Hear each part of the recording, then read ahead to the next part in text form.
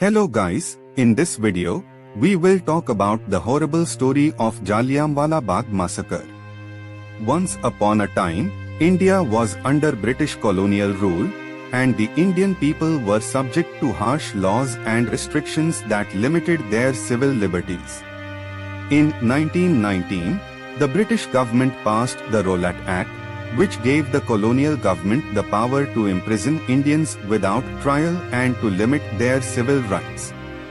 This sparked widespread protests across India, including in the city of Amritsar. On 13 April 1919, a large crowd of around 10,000 men, women, and children had gathered in a public park called Jallianwala Bagh to protest against the Rowlatt Act. The park was surrounded by high walls, and the only entrance was a narrow lane. The crowd was peaceful and had no weapons, but the British had imposed a ban on public gatherings.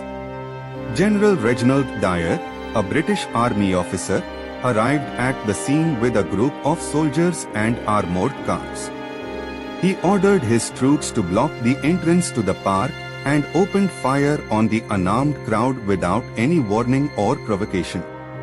The firing continued for around 10 minutes until the troops ran out of ammunition. When the smoke cleared, it was discovered that hundreds of people had been killed or wounded, including women and children who had been attending a peaceful gathering. As per British government estimates, about 379 people died and about 1,200 were wounded. Although other records do indicate that more than 1,000 people died.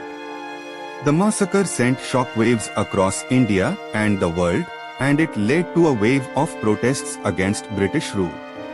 Mahatma Gandhi, who would later become the leader of India's independence movement, described the massacre as a monstrous act and called for non-violent resistance against the British. The Indian National Congress also condemned the massacre and demanded an end to British rule.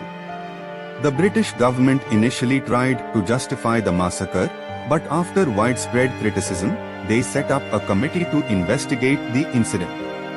The Hunter Commission, named after its chairman, Sir William Hunter, found that General Dyer's actions were a grave error and wholly unwarranted.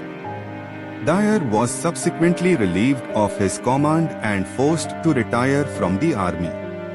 The Jallianwala Bagh massacre had a profound impact on India's struggle for independence. It was a turning point in the country's history, and it galvanized the Indian people to fight for their freedom. The incident inspired generations of Indians to stand up against colonialism and to demand justice and equality. Today, the site of the Jallianwala Bagh massacre is a national monument that serves as a reminder of the sacrifices made by the Indian people in their struggle for freedom. The park contains a memorial to the victims of the massacre, and it attracts thousands of visitors every year who come to pay their respects and to learn about this tragic event in India's history. In conclusion, the Jallianwala Bagh massacre was a tragic event that shook India to its core. It was a brutal and senseless act of violence that was perpetrated against innocent people who were exercising their right to protest. However, the massacre also served as a catalyst for India's struggle for independence, and it inspired the Indian people to fight for their freedom and their rights. Today, the memory of the victims of the Jallianwala Bagh massacre lives on, and it continues to serve as a reminder of the sacrifices made by the Indian people in their quest for justice and equality.